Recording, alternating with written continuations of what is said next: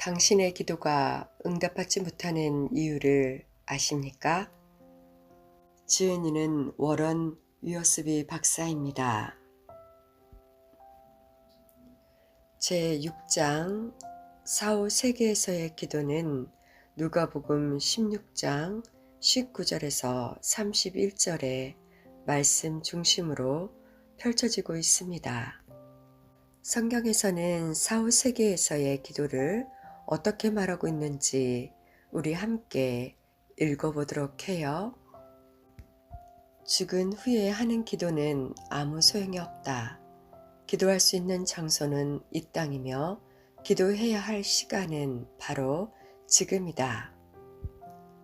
복음서 전체를 통하여 예수님은 금전에 대한 합당한 태도와 사용을 강조하셨다.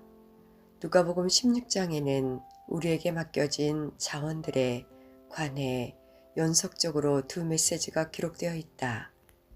이 장에서 예수님은 불의한 청지기를 비유로 들어 가르치기 시작하셨다.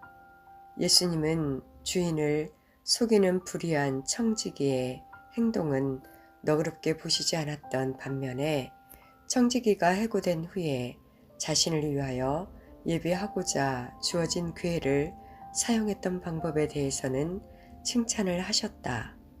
이 비유에서 예수님은 자기 앞에 놓인 기회들을 최선을 다해 잘 활용하라는 메시지를 전하셨다. 다음으로 예수께서는 부자와 나사로의 이야기를 하셨다. 많은 사람들은 이 이야기를 비유라고 여기지만 나는 이것이 실제적인 내용이라고 믿는다. 이 이야기에 앞서 예수께서는 불의한 청지기의 비유를 들어 우리에게 주어진 기회를 잘 활용해야 한다고 말씀하셨다.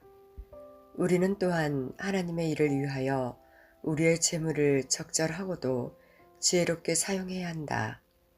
첫 번째 비유에서 불의한 청지기는 돈을 사용해서 친구들을 사귀었다.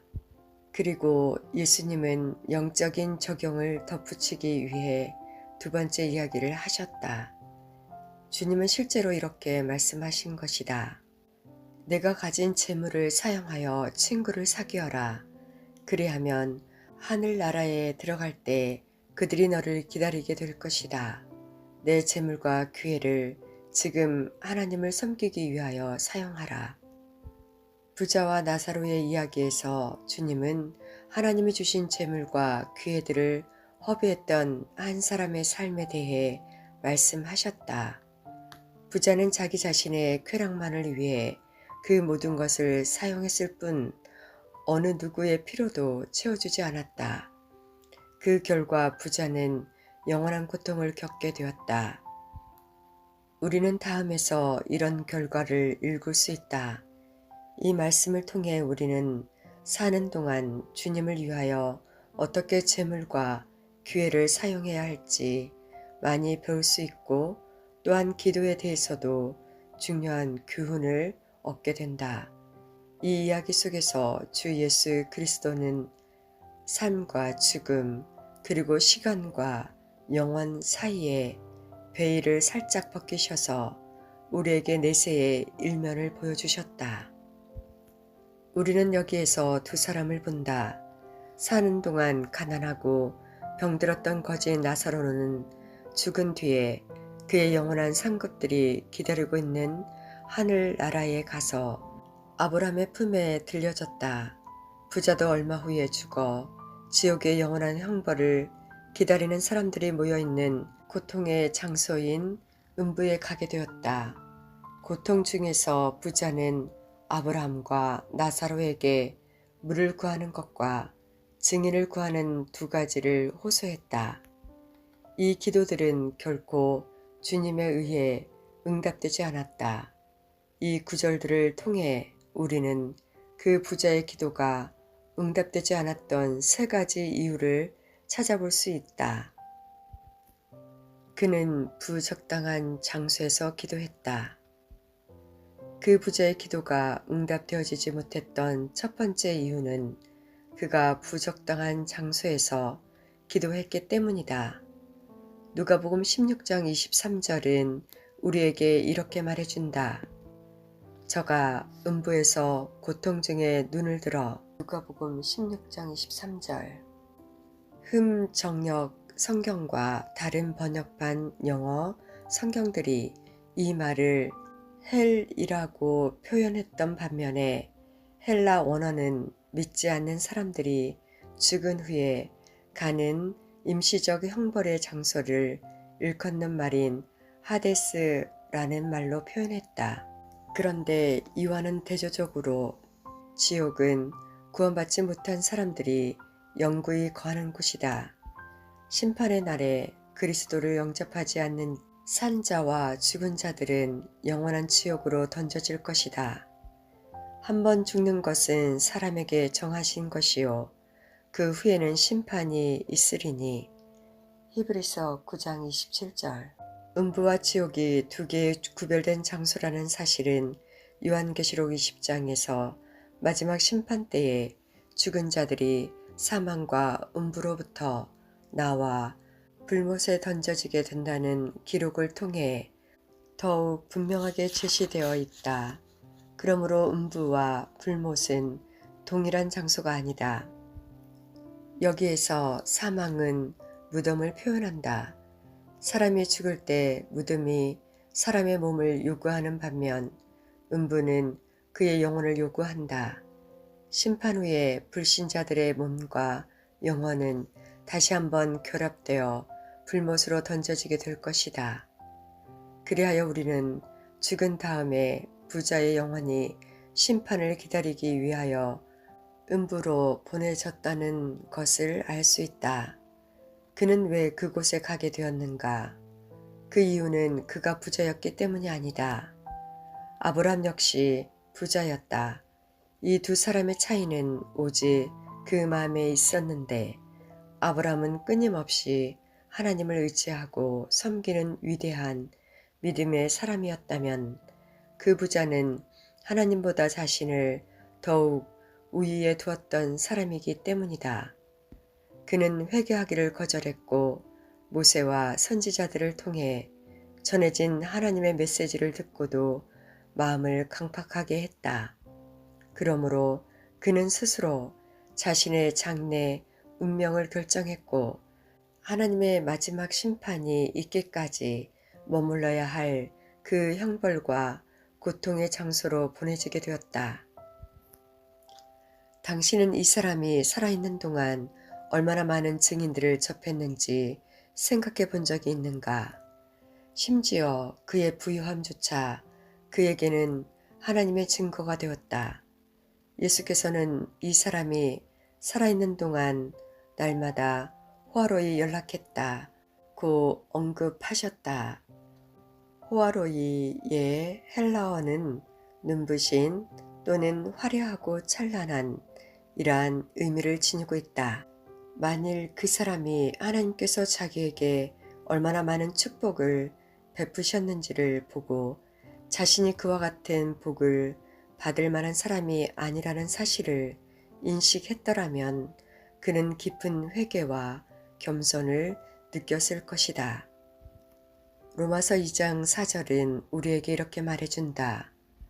혹 내가 하나님의 인자하심이 너를 인도하여 회개케 하심을 알지 못하여 그의 인자하심과 용납하심과 길이 참으심의 풍성함을 멸시하느뇨. 로마서 2장 4절. 그러나 그는 회개하여 화려한 삶을 하나님께로 이끌지 않았고 그 부로 인해 자신과 하나님 사이를 벌어지게 하고 말았다. 우리가 하나님의 선하심을 받아들일 때 그것은 곧 우리를 회개시켜 줄 것이다.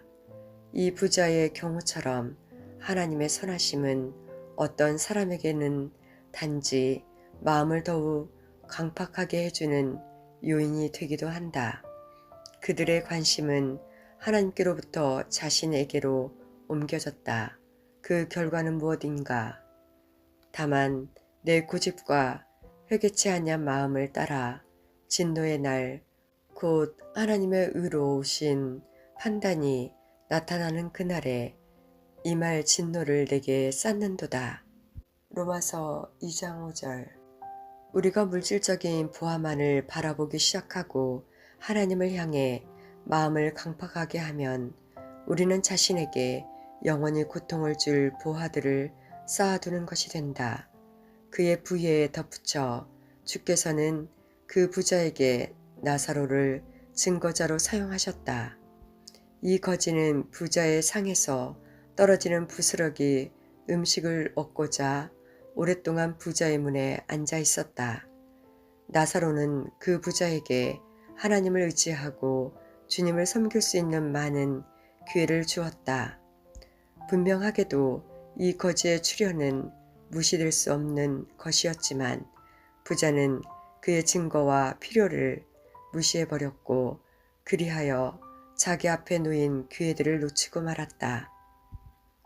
다음 구절을 통해 나사로가 부자에게 증거했었다는 사실을 분명히 알 수 있다. 음부에서 부자가 간청한 내용이다. 그러면 구하노니 아버지여 나사로를 내 아버지의 집에 보내소서.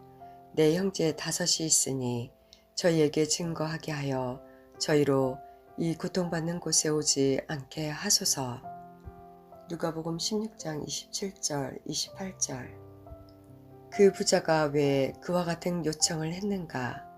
그것은 말이든 자신의 존재 자체가 되든 간에 나사로가 자기에게 증거가 되었기 때문이다. 부자가 문을 드나들 때마다 나사로는 하나님을 의지해야 할 필요성을 주인에게 상기시키며 말했을지도 모른다. 혹 나사로가 그런 말을 하지 않았다 해도 그가 있다는 사실만으로도 그 부자에게 부와 세상적인 소유는 모두 무상하다는 것을 보여주는 살아있는 신뢰가 되었을 것이다. 그것을 통해 그는 영원한 곳, 즉 하나님께 그의 믿음을 두었어야만 했다. 그 부자는 나사로의 증거가 사실이었음을 너무도 늦게 깨달았다. 그래서 그는 자기와 동일한 운명에 처하게 될 남은 가족들을 건져보고자 애를 썼다. 나사로의 죽음 역시 이 사람에게는 충분한 증거가 될 수 있었다. 22절은 나사로가 먼저 죽은 사실을 알려준다. 이 부자의 경우와 마찬가지로 죽음이 임박했을 때 사람은 쉽게 하나님에 대한 필요를 느낀다. 그러나 나사로의 죽음조차 부자에게는 그의 절대적인 필요가 무엇인지를 깨닫게 하지 못했다. 그러나 죽음이 그를 무너뜨렸고 그때는 이미 늦었다. 부자는 그의 재물과 나사로를 통해 증거를 받았을 뿐만 아니라 하나님에 대한 필요를 구할 수 있는 말씀의 증거도 갖고 있었다.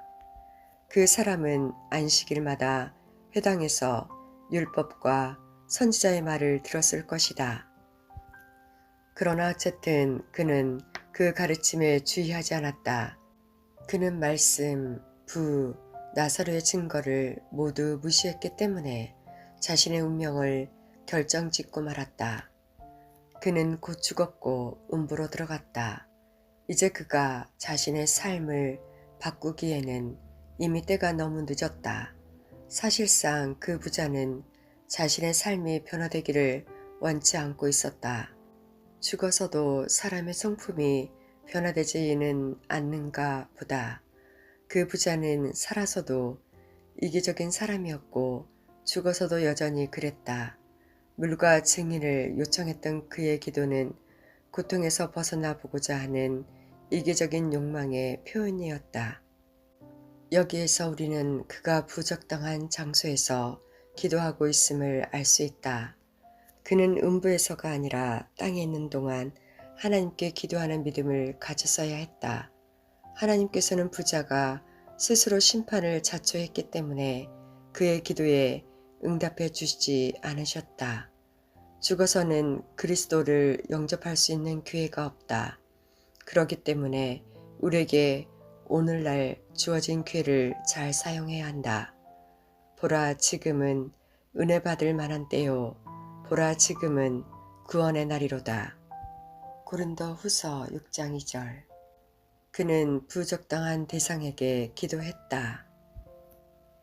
그 부자는 부적당한 장소에서 기도했을 뿐 아니라 부적당한 대상에게 기도했다. 그 결과 그는 기도 응답을 받지 못했다.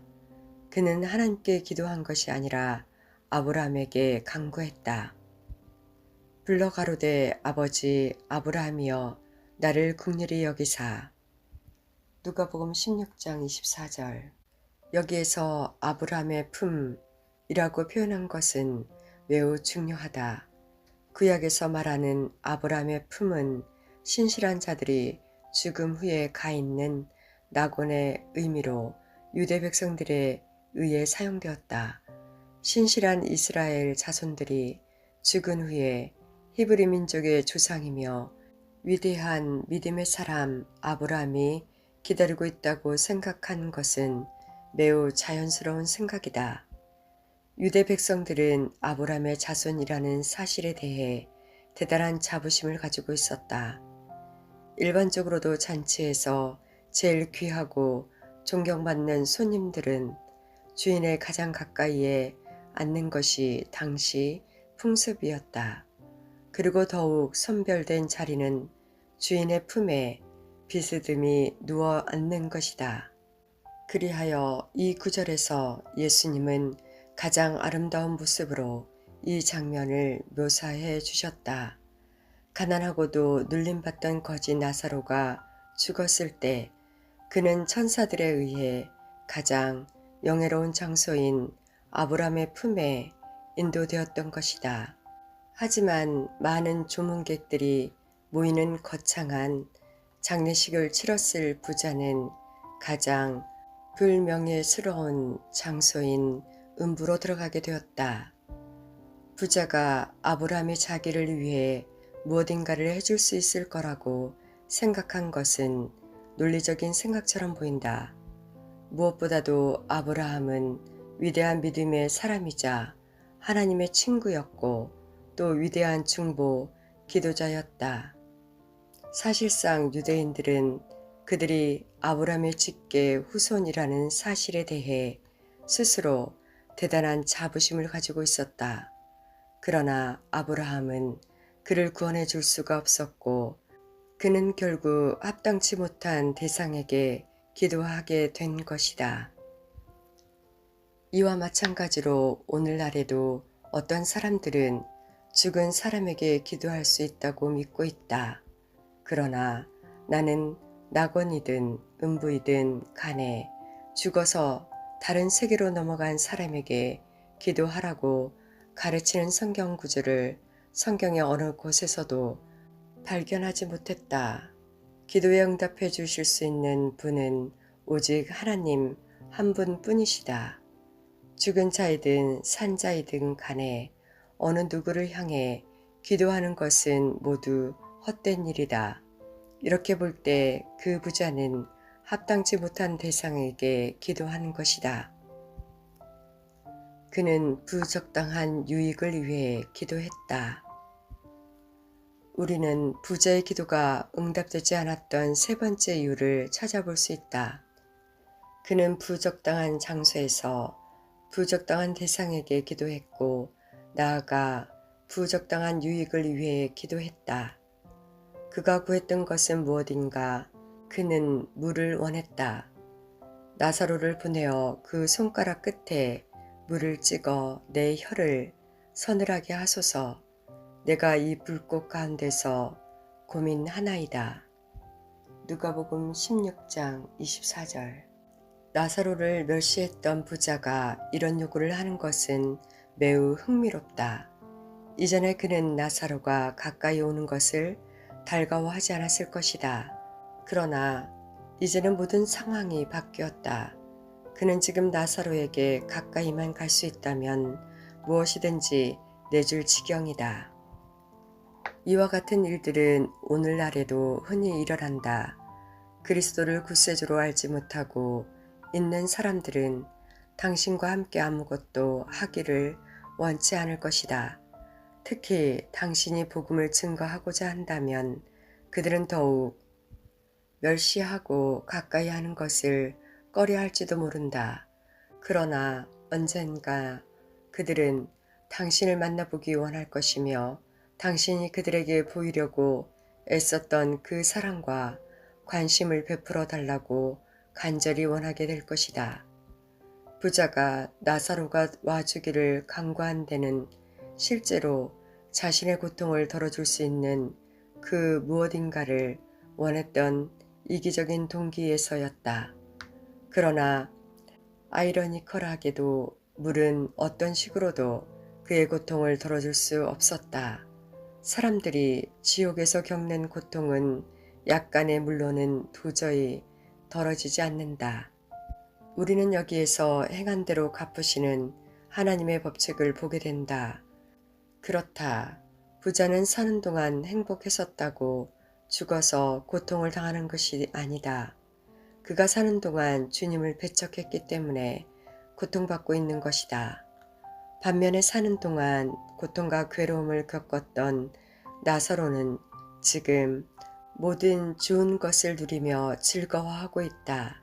하나님께서는 그의 자녀들에게 이 세상을 살아가는 동안 안락함과 평안함을 보장해 주겠다고 약속하지 않으셨다.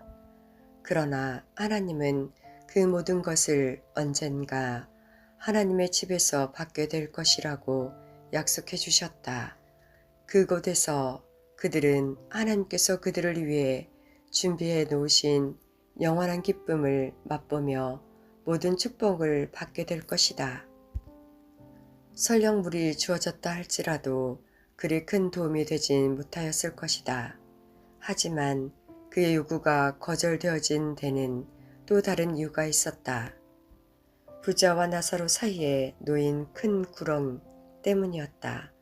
누가복음 16장 26절에서 우리는 일단 심판의 장소에 가면 아무 피할 길이 없으며 누구도 당신을 돕기 위해 희락과 영광의 장소로부터 올 수 없다는 사실을 깨닫게 된다. 기회가 주어진 동안 어디에서 영혼을 보낼 것인지에 대한 문제를 해결해야만 한다. 죽은 후라면 때는 이미 늦다. 그 부자는 물을 원했을 뿐만 아니라 또한 증거할 사람을 자신의 형제들에게 보내달라고 구했다. 마침내 그는 자기에게는 아무런 소망이 없음을 발견하고 그제야 다른 사람들을 생각하기 시작했다. 아마도 이것은 그가 누군가를 돕고자 처음으로 가졌던 관심일지 모른다. 그는 자기의 5 형제들이 영원히 거하게 될 장소가 어디일지 생각했다. 그는 그들이 자기가 있는 고통의 장소에 오지 않기를 원했다. 지옥이란 농담 같은 이야기라 생각하는 오늘날의 수많은 불신자들과는 달리 이 사람은 이제 음부와 지옥이 실제함을 알았다. 만일 당신이 불신자 친구에게 지옥으로 가겠느냐고 묻는다면 그들은 물론이지, 나는 그곳에서 많은 친구들을 갖게 될 거야 라고 반응할지도 모른다. 그들은 아마 자신들을 기다리고 있는 두려움과 고통이 어떤 것인지에 대해서 진지하게 생각해 본 적이 없기 때문에 그렇게 대답할 것이다. 그러나 그때 그들은 많은 친구들을 원하기는커녕 사랑하는 사람들이 제발 그곳에 오지 않도록 하나님께 간청할 것이다. 그러나 지금 그들이 자기들을 구원하실 주님을 의지한다면 그 어느 누구도 지옥의 공포를 겪지 않게 된다. 그 부자는 기적을 바랐지만 물의 경우와 같이 그는 아무런 도움도 받지 못했다. 그는 이렇게 말했다. 만일 죽은 자에게서 저에게 가는 자가 있으면 그들이 회개하리이다. 누가복음 16장 30절. 그러나 그렇지는 않다. 우리는 마리아와 마르다의 오라비인 죽었던 나사로를 예수께서 살리신 사건을 알고 있다. 나사로가 죽음에서 다시 살아났을 때에도 강팍한 사람들의 마음은 움직이지 않았다. 그들은 오히려 예수님을 죽이고자 음모를 꾸몄다. 기적으로 인해 사람들이 구원을 받는 것은 아니다. 하나님의 말씀에 확신을 얻을 때 그들은 구원을 얻는다. 아브라함은 부자에게 말했다. 너희 형제들은 율법과 선지자인 하나님의 말씀의 증거를 가지고 있다. 만일 그들이 그것을 듣지 않는다면 그 어느 것도 그들의 마음을 변화시켜 주지는 못할 것이다. 나는 31절에 나오는 권함이란 말을 매우 좋아한다. 비록 죽은 자 가운데서 살아나는 자가 있을지라도 권함을 받지 아니하리라. 누가복음 16장 31절. 하나님께서는 우리에게 하나님을 믿도록 강요하지 않으신다. 그분은 조용히 권고하신다. 하나님께서는 우리가 고통과 고난의 장소인 지옥에 관해 알기를 원하시며 동시에 우리를 사랑하시는 당신의 마음을 우리가 알아주기를 원하신다. 지옥으로부터 우리를 구하시기 위해 하나님은 우리를 위한 대속물로 독생자를 내어주셨다. 하나님의 아들은 우리가 당해야만 할 고난과 형벌을 대신 담당하셨다. 하나님은 우리에게 당신을 믿고 당신의 뜻에 복종하라고 조용하게 권하고 계신다. 하나님께서는 부적당한 장소에서 부적당한 대상에게 부적당한 유익을 위해 기도하는 부자의 기도에 응답하실 수 없으셨다. 죽은 후에 하는 기도는 아무 소용이 없다. 기도할 수 있는 장소는 이 땅이며 기도해야 할 시간은 바로 지금이다. 따라서 이제 당신도 오직 당신의 기도를 듣고 응답하실 수 있는 하나님께 기도하고 있는지, 또 그분의 뜻 안에서 정직하게 구하고 있는지 확실히 알아야 한다. 만일 당신이 구원받지 못한 사람이라면 그리스도를 구세주로 의지하라. 만일 당신이 신자라면 오늘 당신에게 주어진 기회를 최대한 잘 활용하면서 주님을 섬겨라. 자기의 생명이 얼마나 지속될지 아무도 모른다. 어쩌면 내일이면 늦을지도 모른다. 그러므로 주의 이름을 부르기를 늦추지 말라. 누구든지 주의 이름을 부르는 자는 구원을 얻으리라. 로마서 10장 13절.